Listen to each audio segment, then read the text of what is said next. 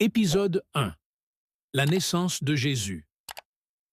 Bienvenue dans notre série où nous allons explorer la vie de Jésus, un personnage central du christianisme. Dans cet épisode, nous allons nous concentrer sur sa naissance, un événement marquant qui a changé le cours de l'histoire. Nous sommes dans la région de la Judée, sous l'occupation romaine au début du 1er siècle. Les gens attendaient avec impatience la venue d'un Messie, un sauveur qui apporterait la paix et la délivrance.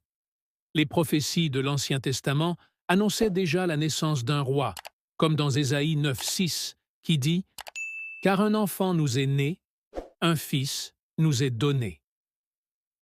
L'histoire commence avec Marie, une jeune femme de Nazareth, fiancée à Joseph.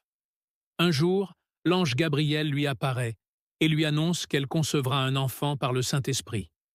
Dans Luc 1, 30-31, l'ange dit « Ne crains point, Marie, car tu as trouvé grâce devant Dieu.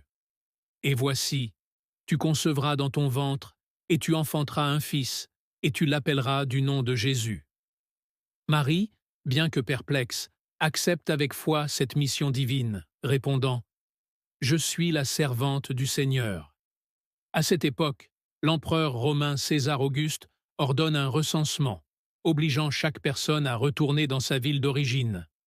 Joseph, descendant de la lignée de David, emmène donc Marie à Bethléem, la ville de David. Ce voyage est difficile, surtout pour une femme enceinte. Imaginez les paysages, les difficultés de la route et la fatigue de Marie.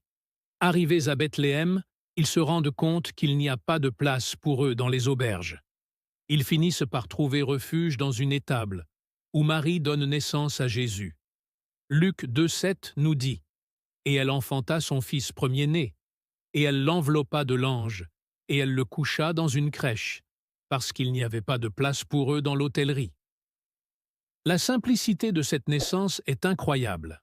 Le Fils de Dieu, le Messie, naît dans des conditions humbles. Cette nuit-là, des bergers dans les champs reçoivent la visite d'anges qui leur annoncent la bonne nouvelle. Dans Luc 2, 10-11, l'ange déclare « Je vous annonce une grande joie qui sera pour tout le peuple.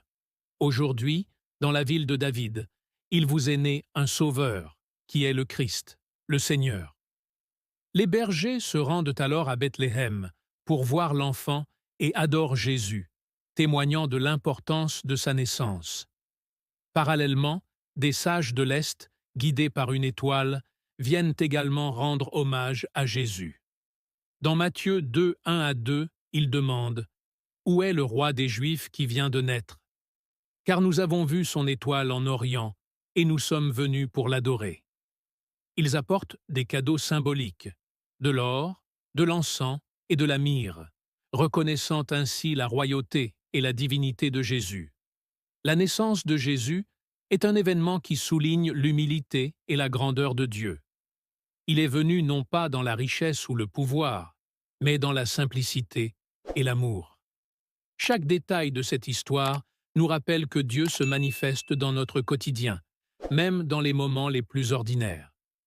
Dans les prochains épisodes, nous explorerons d'autres aspects de sa vie et de son ministère. Restez avec nous pour découvrir comment Jésus a changé le monde.